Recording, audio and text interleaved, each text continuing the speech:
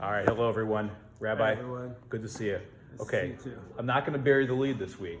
We are going to Marblehead Antiques, but that's where you're going to, if you win, that's where you're getting a gift card to.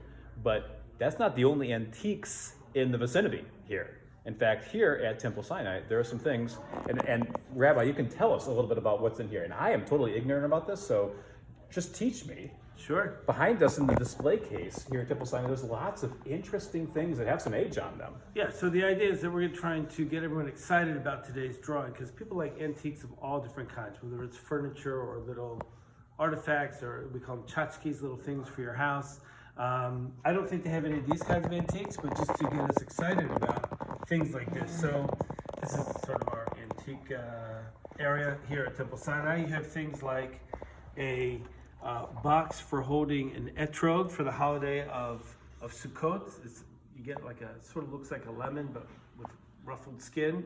And you have to take good care of it. You don't want to wreck it during the week of the holiday. You want it to look really beautiful. So we have two different boxes to keep your etrog in while you're using it during the week, because you use it in prayer. Is that human hair in there?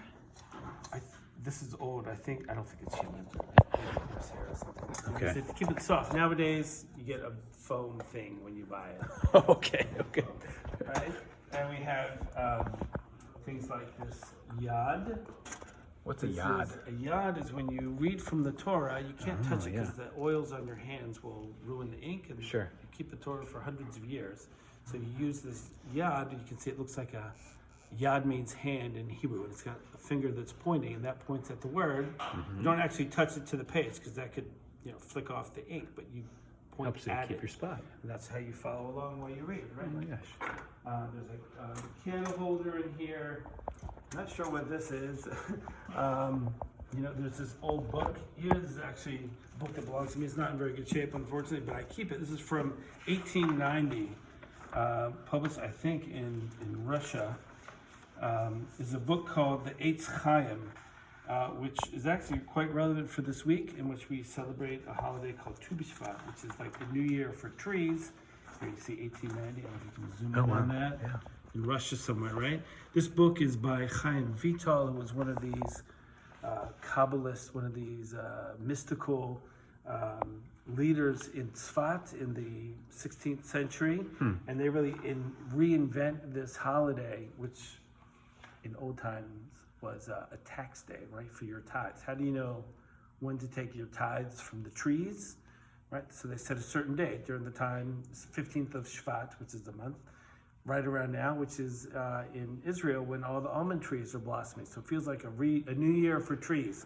So they invented, the mystics at that time, a sort of a mystical ceremony to celebrate trees and the gifts that they give us. And this was called Eitz Chaim, the Tree of Life. This is written by Chaim Vital, and I keep it because I have a relative who went there to study. He took all these notes in the margins, all these mystical notes about what's going on and what he thinks about things. So it's kind of a cool, really cool thing, and quite relevant for this week as well. What other goodies we have here? We have an old shofar over here. Here's an old prayer book with a metal casing on it. And you can that's see beautiful. the land of Israel back there with the different tribes. This is a prayer book. Just lots of cool stuff. What makes me think about is, what are the things that we have in our houses, and when we go out and we purchase new things, do we think in terms of, do we want them to endure through generations? Do we want them to become antiques? Do we want our kids and our grandkids to have these things?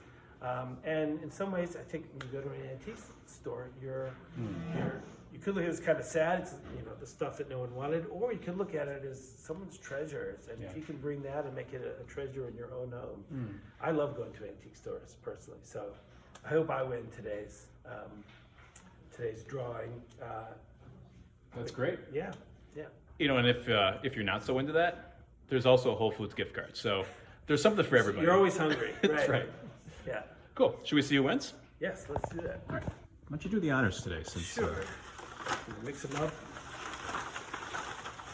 I'm gonna dig out for one of these. You know, these cards get folded in amongst themselves. See if you can find an old one, like an antique. Yeah, right. I'm gonna look for one that may have been overlooked, but is a real treasure, just like an antique. Larry and Debbie Cooper, Mazel Tov. Congratulations, Larry and Debbie, who wins today's drawing. Awesome.